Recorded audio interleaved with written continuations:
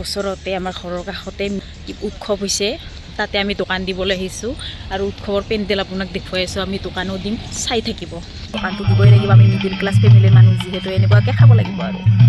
মা দেউতাই দোকান দিছে, ময়ো সহায় কৰিবলৈ আহিছোঁ গাইজ। আৰু এয়া উৎসৱ চলি আছে, উৎসৱ পৰ্বত এয়া গান ভগৱানৰ গুণানুকীৰ্তন চলি আছে।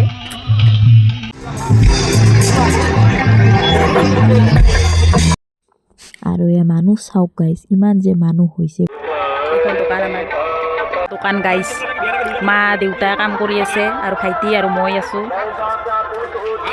এনেকুৱাই কৰিব লাগিব আৰু আমি মিডিল ক্লাছ ঘৰৰ মানুহ যেতিয়া। মই পকৰি বনাইছোঁ, পাপৰ। মজা হৈছে, মজা। আপুনি দোকান দিছে নেকি? নতুন দোকানী। এইখন আমাৰ দোকান গাইজ। চাহ খাই কেনেকুৱা লাগিছে?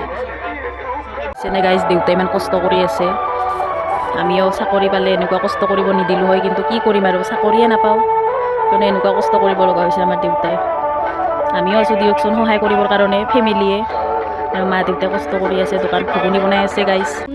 ভাত দালি। ভাত দালি বনাওক।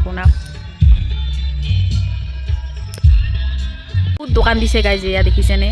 আমিও দিছোঁ আৰু লগতে এখন আমাৰ দোকানখন।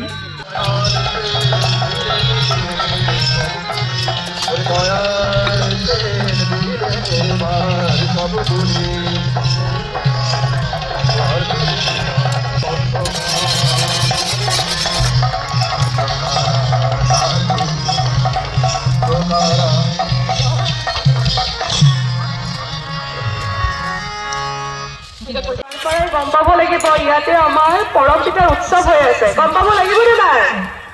লাগিব। মানে কিয় হ'ব নিউ গেষ্ট হাউচত, কিয় হ'ব ঠাই নাই। ইমান মানুহ লাইন পাতি আছে, এটা এটাকে নিবেদন কৰিছে। সন্ধিয়া 7টা বজাত তেওঁ বহিছে, আমিও 7 বজাৰ লগে লগে তাতে আছিলোঁ। এটাৰ পাছত এটা পাৰ্চনেলি 1-to-1 তেওঁ কথা পাতিছে। তেওঁ কথা পাতি আছে। এনেকৈ 7টাৰ পৰা 10টালৈ তেওঁ ৰেগুলাৰ টাইম তেওঁ বহে। ইমান মানুহ। 10টা বাজিলে, 10:30 বাজিলে।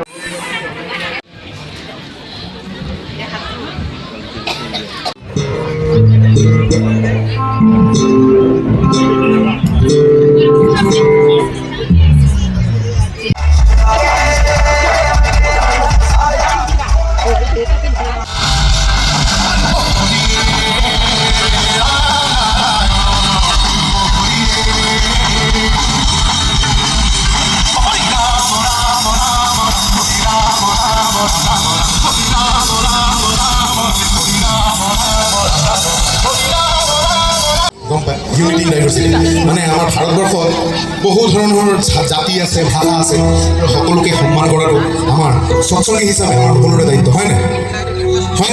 সৎসংগী হিচাপে খালি নহয়, মানুহ হিচাপে আমাৰ সকলোৰে দায়িত্ব হয়। প্ৰতিটো ভাষা, প্ৰতিটো জাতি সন্মান কৰা আমাৰ দায়িত্ব।